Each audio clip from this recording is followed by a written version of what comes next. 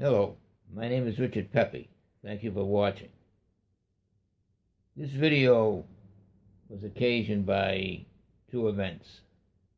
One was the news that the United States has commissioned a new aircraft carrier, a new class, if you will, of aircraft carriers, the first one being the Gerald R. Ford, USS Gerald R. Ford. It's an impressive ship. Read up about it on Wikipedia. The cost is north of $12 billion so far, and it may exceed that.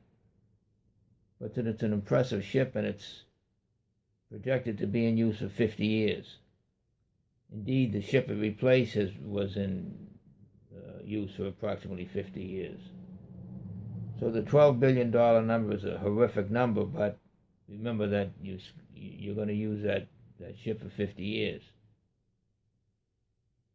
So that was one event.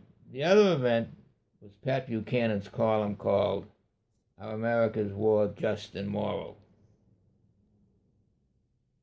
And he discusses President Trump's decision to back off arming and supporting the rebels in Syria. Now, what's interesting to me is that the United States has an enormous advantage already in aircraft carriers. The only enemy, the only opponent that has aircraft carriers that on the horizon are Russia and China. And China has maybe one, and Russia has maybe two. And the United States has, depending upon how you count them, whether they're fully operational or not, 9 or 10 or more. So we've got another one. A lot of money, but an impressive piece of equipment. And we're going to use it for 50 years, so that has to be seen in that context. But it seems that the wars that we're fighting do not have much use for the kind of armament that is going to be affected by this kind of aircraft carrier.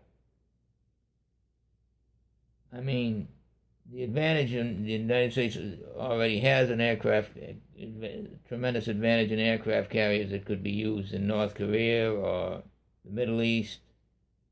Why do we need another one now? I don't know.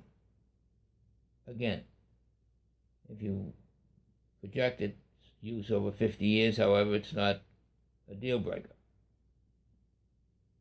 Events could occasion where you need that aircraft carrier at some point in time, so it's not the 12 billion north plus is not, as they say, dispositive on the issue. However, it made me think, does this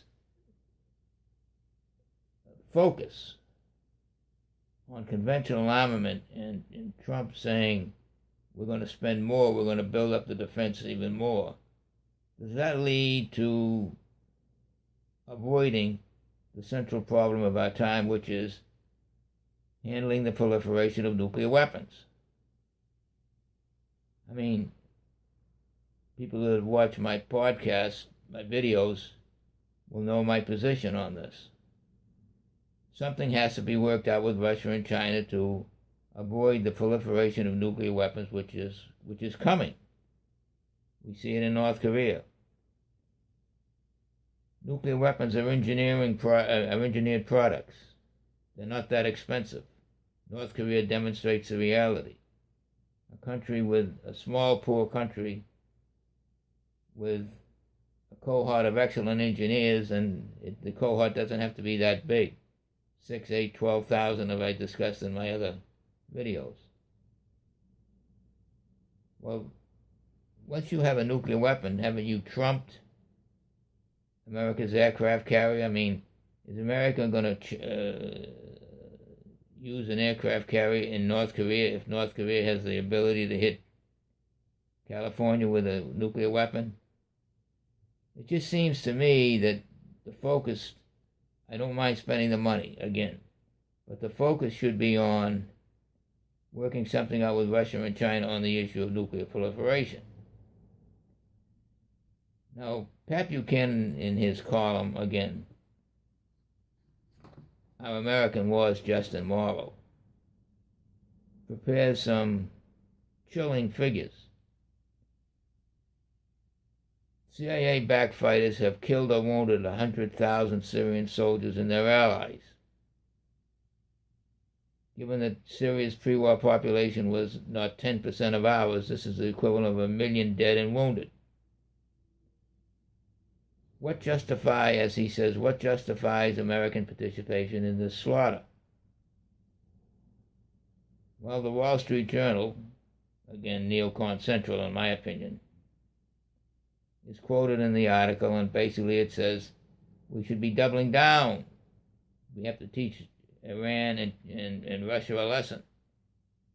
If we gave the rebels even more equipment, more armament, more deaths to the Syrians, Russia and Iran would back off. Well, it's been a lot of dead people, and it's been a long time, and they haven't backed off yet. And there's a reason for that.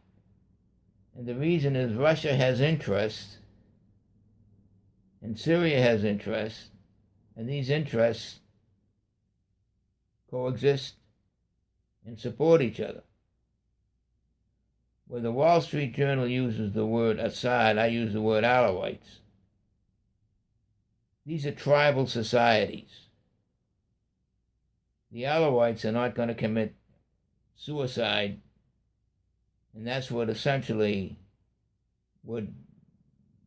there's a high likelihood that there would be a tremendous slaughter of Alawites should the Alawites succumb to the rebels.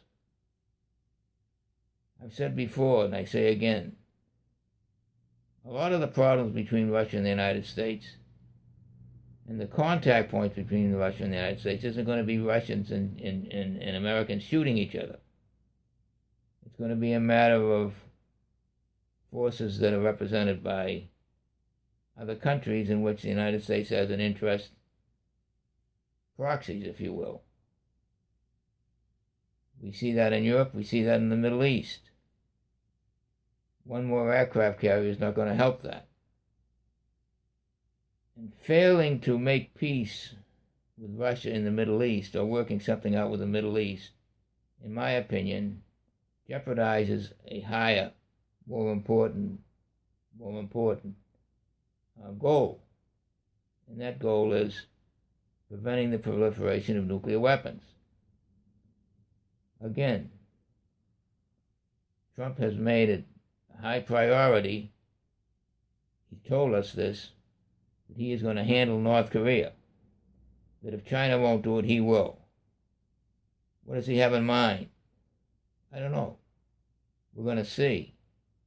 But certainly, if Russia and China and the United States are on the same page, it can be handled better than if the United States is at loggerhead with Russia and China. People have not come to terms with how nuclear weapons have affected the United States in the past 50 years. It's caused the United States some losses. Item. In Vietnam, the American establishment, the leadership, in fact, in 1963, Barry Goldwater advocated using nuclear weapons to stop China supporting the North Vietnam from taking over the South. Once China had nuclear weapons, that talk went away.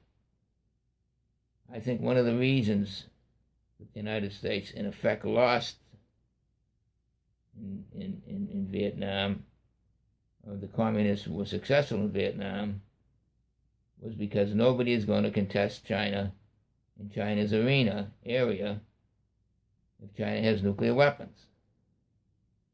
We've got to accept that.